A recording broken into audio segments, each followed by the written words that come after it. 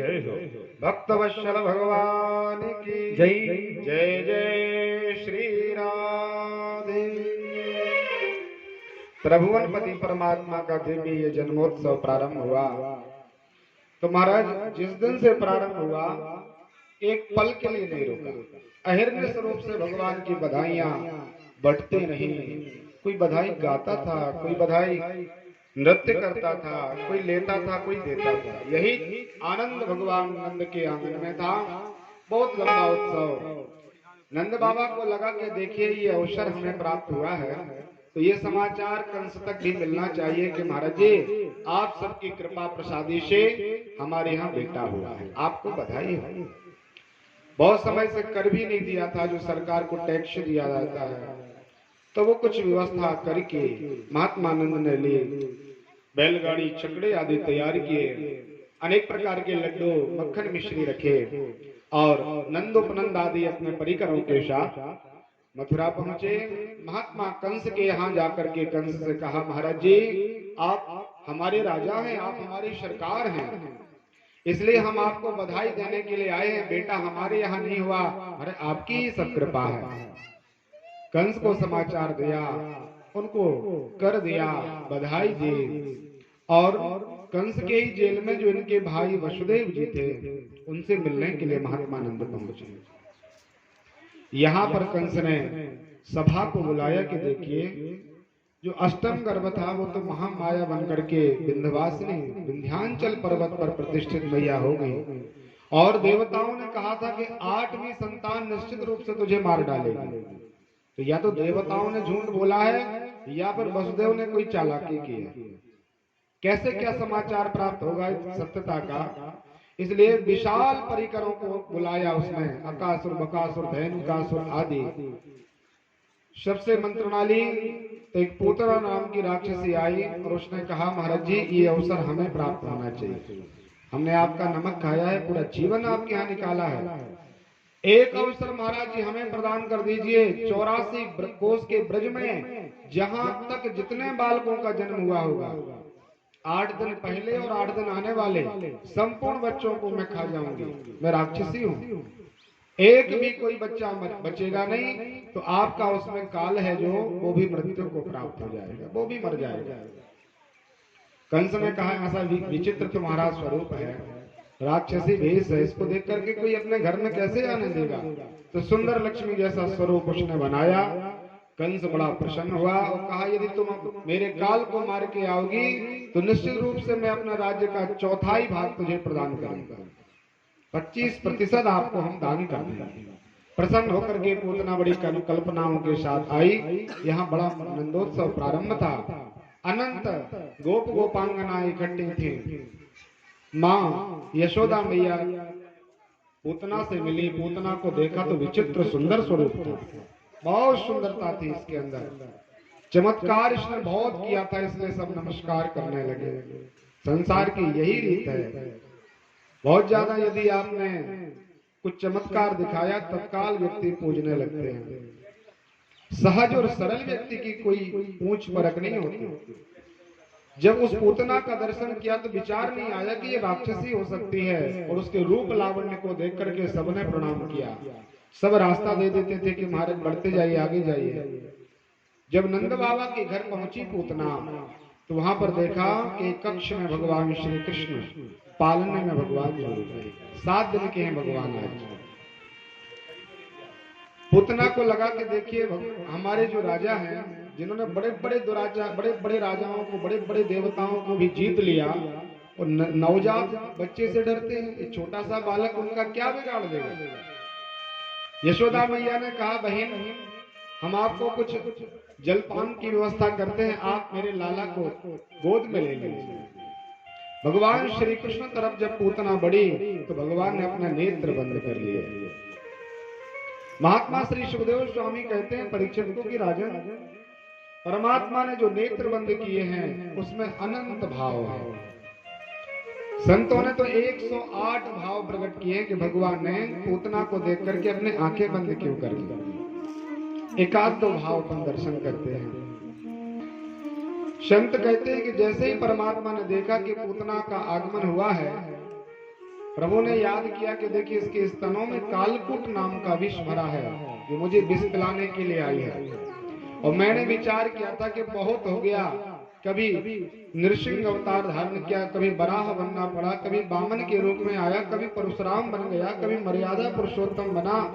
स्वतंत्रता से कोई मैं अपना स्वयं का आनंद नहीं ले पाया। मुझे जो लीलाएं करना है, जो आत्माओं के साथ खेलना है, वो सब मैं अभी तक नहीं कर पाया। और आज मुझे अवसर मिल रहा था इस जन्म में। मैंने पहले कह दिया था कि कोई इसमें मर्यादा नहीं होगी, लेकिन जन्म होते ही मौसी जी का आगमन हुआ है, पूतना का। इसके स्तनों में कालकूट नाम का विष भरा हुआ है, इसलिए विष का पान तो भगवान भोले बाबा करते हैं। इसलिए क्यों ना बाबा को याद किया जाए। तो भगवान बालकृष्ण ने नेत्र बंद करके भोले बाबा की चरण शरण ग्रहण किए। नमः संभवाय च मयोद्भवाय च नमः शंकराय च मयस्कराय च नमः शिवाय च शिवतराय च। हे भोले बाबा, मैं तो आनंद से मक्खन मिश्रित दूध दही पाऊंगा, अभी विष आया, इसलिए आनंद से आप विष का पान करो। इसलिए भगवान नारायण ने अपने नेत्र बंद कर लिए। अथवा परमात्मा ने विचार किया कि ये जो पूतना आई है ये दुष्ट दुराचारणी है, पाप कर्मा है। और लिखा है पापों का यदि संक्रमण हमारे जीवन में आता है तो नेत्रों से और कानों के द्वारा आता है। छठवें स्कंद में हम कथा सुन के आए, पापों का आगमन केवल देखने से और कानों के द्वारा आता है। तो प्रभु ने विचार किया कि यदि कोई सामने योग पात्र नहीं है तो उसको देखना नहीं चाहिए। आंखों से आंखें मिलाना बड़ा कठिन, आंखों से आंखों में देखना पापों का संक्रमण होता है। इसलिए जो योग व्यक्ति ना हो तो नीचे देखकर इधर उधर देख करके बात करना चाहिए, ऐसा लिखा है। प्रभु ने विचार किया जब त्रेता युग में दुष्ट दुराचारणी शूर्पणखा आई थी तो उस समय तो किशोरी जी सीता जी हमारे बगल में थी। तो भगवान वो बार बार कहती थी कि देखिए महाराज, हमारे समान संसार में कोई स्त्री आपको मिलेगी नहीं, और मैं आपको मानता हूँ आप भी थोड़े से सुंदर हमें दिखाई दे रहे हैं। मन माना कछु तुम्हें निहारी, बहुत ज्यादा सुंदर नहीं हो आप, हमसे ज्यादा सुंदर आप नहीं हो। और जबकि परमात्मा अद्वितीय है, भगवान के स्वरूप का कोई उपमा नहीं हो सकती, कोई बराबरी नहीं कर सकता। तो राम जी सरकार एक बार तो शूर्पणखा को देख लेते कि इतनी सुंदर कौन चली आई, लक्ष्मी जैसे भी सुंदर है क्या। तब भी परमात्मा ने एक बार शूर्पणखा तक नहीं देखा और केवल सीता जी तरफ देख करके उससे बात की। सीता चितय कही मृदु भाता, अहं कुमार मोर लघु भ्राता। अरे ऐसा करिए, मेरा विवाह हो गया, ये मेरी पत्नी है और आप मेरे छोटे भाई के यहाँ चले जाओ, उनसे विवाह कर लीजिए, वो कुम्हारा है, अभी उसका विवाह नहीं हुआ। कई लोग इस चौपाई में बहुत संदेह प्रकट करते हैं कि परमात्मा ने स्वयं ने झूठ बोल दिया। भगवान मर्यादा पुरुषोत्तम थे और यहाँ लक्ष्मण जी का विवाह उर्मिला जी के साथ हो चुका था, फिर भी परमात्मा ने ये क्यों कहा कि अहं कुमार मोर लघु भ्राता, मेरा छोटा भाई जो है वो कुम्हारा है। देखिए परमात्मा व्यवहार तदानुसार करते हैं। भगवान श्री कृष्ण गीता में कहते हैं, यो यथा माम प्रपद्यते ताम तेम भजामि हम, जो मुझे जिस भाव से भजता है पूजता है मैं भी उसी के तरह व्यवहार उसके साथ करता हूँ। ये भगवान का नियम। जो शूर्पणखा थी इसका विवाह हो चुका था, रावण की बहन है, अग्निश्व नाम के एक राक्षस के साथ इनका विवाह हुआ था। बहुत पंडित था वो, यज्ञ करा रहा था। तो रावण जब आहुति डाल रहा था अपने शरों की, तो उस समय रावण के जीजा जी ने ये समाचार ले लिया ज्योतिष विद्या से कि इनका मरण तो एक मानव के द्वारा होना है, रावण की हत्या एक मनुष्य करेगा।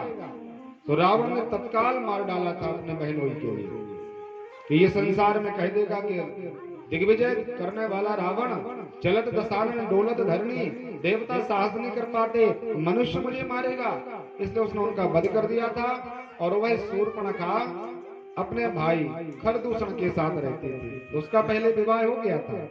और जब वो आई तो उसने कहा, महाराज तुम सम पुरुष न मो सम नारी, और यह संयोग विधि रचा विचारी।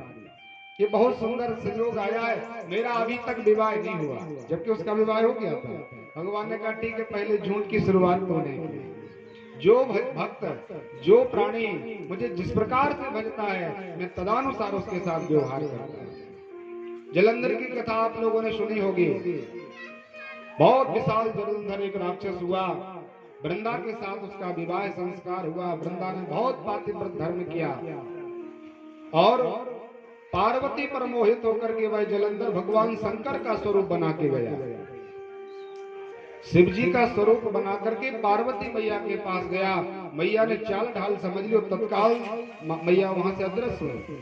तो राक्षस जो स्वभाव पहले करते भगवान उसका अनुसरण कर लेते।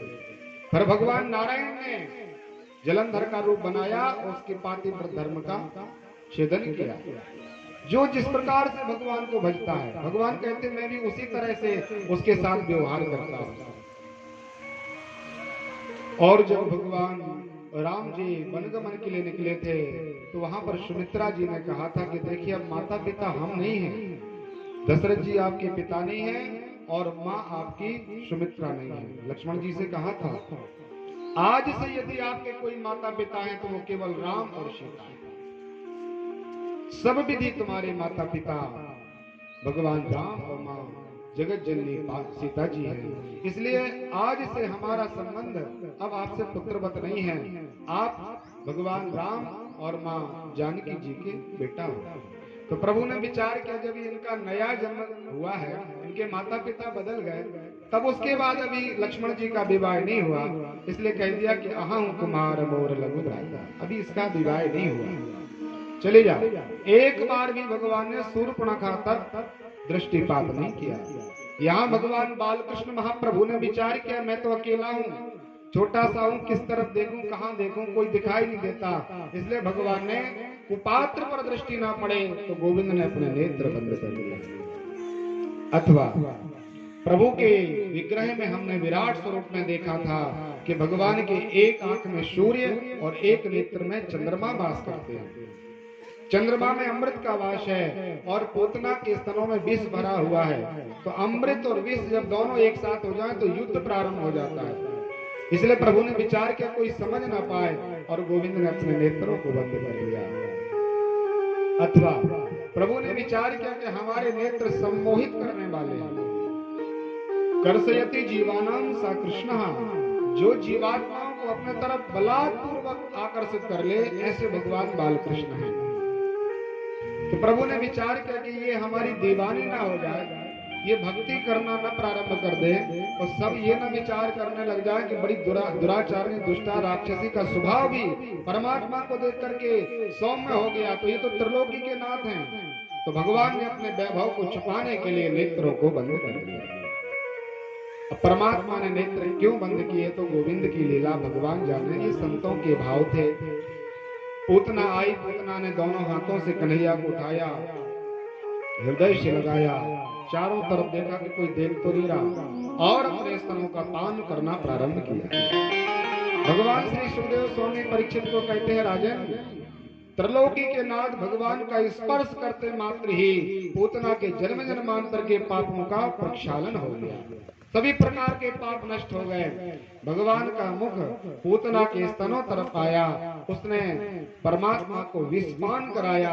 तो प्रभु ने विचार किया जो भाव से हमें कुछ भी दे दो, पत्रम पुष्पम फलम तोयम यो मे भक्त्या प्रयच्छति, मुझे भाव से कुछ भी कोई चढ़ा दे तो मैं तो स्वीकार करता हूँ। इसलिए गोविंद ने पहले विषपान किया और गोविंद ने फिर उसके पंच प्राणों का पान करना प्रारंभ किया। इसको लगा ये छूट जाएगा, पहले तो एक हाथ से बहुत ज्यादा प्रयास किया, पूरा शरीर का बल लगाया तो उसका जो बनावटी लक्ष्मी जैसा स्वरूप था वो मिट गया, विशाल राक्षसी के रूप में उसका स्वरूप प्रकट हो गया। बार बार प्रयास किया कि भगवान छूट जाएं, लेकिन परमात्मा का एक नियम है, एक तो वो किसी से संबंध बहुत जल्दी बनाते नहीं। नारायण भगवान और भगवान शिव में केवल इतना ही अंतर है कि बाबा विश्वनाथ जी बहुत जल्दी द्रवीभूत हो जाते हैं, प्रसन्न हो जाते हैं, लेकिन लक्ष्मी नारायण भगवान प्रसन्न होने में थोड़ा सा समय लेते हैं। और एक बार यदि परमात्मा संबंध बना लें, आप पर प्रसन्न हो जाएं, तो फिर अनंत अनंत पाप करने वाले आप क्यों ना हो, लेकिन भगवान फिर छोड़ते नहीं। पूतना को एक बार भगवान ने अपना लिया कि आखिर इसने माँ जैसा कार्य किया, जैसे माँ स्तनपान कराती है तो माँ जैसा व्यवहार तो मौसी कर सकती है। इसलिए परमात्मा ने उनके पंच प्राणों को पान किया और माँ जैसी गति पूतना को प्रदान की। भगवान कृष्ण की उस विशाल शक्ति के द्वारा पूतना का वह शरीर विशाल ऊंचाइयों से गिरा, तो बहुत बड़ा शरीर था। जितनी दूरियों पर वह उसका शरीर गिरा, उसके नीचे पेड़ पौधे जीव जंतु जो भी थे सब मृत्यु को प्राप्त हो गए। यहाँ पर महात्मानंद बाबा वसुदेव भगवान के पास पहुंचे जेल खाने में, उनको लड्डू प्रदान किया, समझाया कि महाराज भगवान की कृपा से हमारे यहाँ बेटा हुआ है। महात्मा वसुदेव जी ने कहा कि देखिए, मुझे लग रहा है कि अभी गोकुल में बहुत बड़ा उत्पात होने वाला है, इसलिए आप यहाँ बहुत ज्यादा मत रुकिए, जल्दी से घर चले जाओ। महात्मानंद भगवान का नाम लेते हुए पधारे और यहाँ देखा कि जो गोकुल और मथुरा के बीच का रास्ता है, उस रास्ते पर बहुत बड़ी एक राक्षसी दुष्ट दुराचारणी पूतना पड़ी है। भगवान उसके वक्षस्थल पर लेटे हैं, भगवान किलोरे ले रहे हैं। गोविंद का समाचार माँ यशोदा जी ने पाया कि हमारा लाला तो यहाँ झूलने में खेल रहा था, आखिर कहाँ चला गया। कई लोगों से पूछा कि आप लोगों ने देखा क्या। एक छोटा सा गोप आया और कहने लगा, भैया जो लक्ष्मी जैसा स्वरूप बना के आई थी वही एक बहुत बड़ी राक्षसी दुष्ट दुराचारणी थी, कपट करके व्यवहार बना के आई और मेरे लाला को लेके चली गई। माँ यशोदा जी को समाचार हुआ, दौड़ करके माँ पधारी और गोविंद को हृदय से लगा लिया, नेत्रों के अश्रुपात से भगवान को स्नान करा दिया। भगवान नारायण के मंदिर में भगवान कृष्ण को लिटाया, गाय के गौमूत्र से और गोबर से भगवान का स्नान किया गया। एक राक्षसी को इन्होंने स्पर्श कर लिया, इसलिए इनका शरीर पवित्र हो जाए। परमात्मा के नामों से भगवान का ही झाड़ा दिया जाने लगा कि श्री नारायण भगवान मेरे इस बेटे के सिर की रक्षा करें, श्री अच्युत भगवान मेरे इस बालक के हृदय की रक्षा करें। इस प्रकार से माँ यशोदा जी ने भगवान नारायण के नामों के द्वारा ही अपने बालक की रक्षा के लिए मंत्र पढ़े। आनंद के साथ मैया अपने घर में प्रवेश की। सभी गोप ग्वाल इकट्ठे हुए और उस पूतना के शरीर को काटना प्रारंभ किया। बहुत बड़ा एक विशाल पर्वत जैसा ढेर लगाया और लकड़ियों के साथ उसके शरीर को जला दिया। परीक्षित को सुखदेव स्वामी समझाते हैं, राजन जब उस पूतना के शरीर को जलाया गया तो सर्वत्र धराधाम पर सुगंधी फैल गई, इत्र जैसी खुशबू सर्वत्र फैल गई। तो सुखदेव स्वामी ने कथा सुनाई। परीक्षित ने कहा, गुरुजी वो तो पाप कर्मा थी, दुष्टा दुराचारणी थी, लेकिन ऐसी राक्षसी के शरीर से ऐसी सुगंधी कैसे। परमात्मा ने समझाया कि देखिए राजन, जिन परमात्मा का नाम लेने मात्र से जीव भवसागर से पार हो जाता है।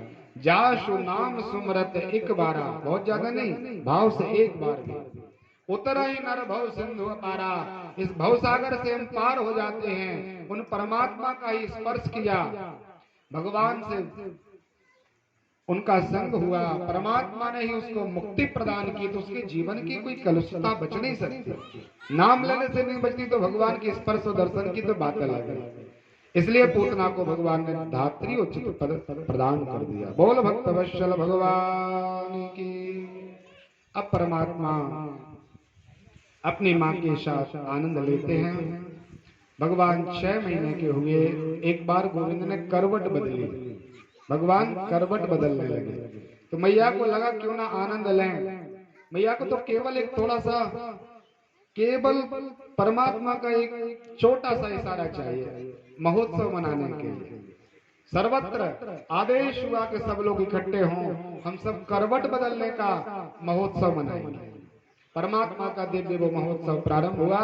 जब 10 दिन निकल गए तो मैया को लगा कन्हैया तो बहुत परेशान हो गया होगा, हर समय गान गीत बाजों की आवाज ये सब सुनते सुनते हमारा बालक त्रस्त हो गया होगा, इसलिए एक बैलगाड़ी के नीचे बहुत दूर लिटा दिया। वहां पूतना का जब मरण समाचार पाया तो कंस को लगा कि अब तो यदि कोई मेरा काल है तो वो केवल नंद के घर में है। विशाल दुष्ट दुराचारणी इतनी बलशाली पूतना का जिसने उद्धार कर दिया तो हो ना हो कुछ ना कुछ विशेषता तो इनके अंदर है। इसलिए एक सकट नाम के दैत्य को भेजा गया, सक्टासुर नाम के दैत्य को। उसका ऐसा महिमा विवेचन था कि वो अप्रत्यक्ष रूप से जाता था, पूरा शरीर लेते के आता नहीं, वायवीय शरीर से प्रकट होता था। आइए, बड़े सुंदर भाव से वह मनोरथ करता हुआ आया और देखा कि बाल कृष्ण भगवान एक छोटे से बच्चे के रूप में बैलगाड़ी के नीचे लेटे हुए हैं। सकट नाम के दैत्य ने अपना वायवीय शरीर उस बैलगाड़ी पर रख दिया। वहां चारों तरफ कोई था नहीं। परमात्मा ने देखा कि देखिए यहाँ पर कोई किसी प्रकार से देखने वाला नहीं है। बोल भक्त वत्सल भगवान की जय। हमारे बीच में जा रहे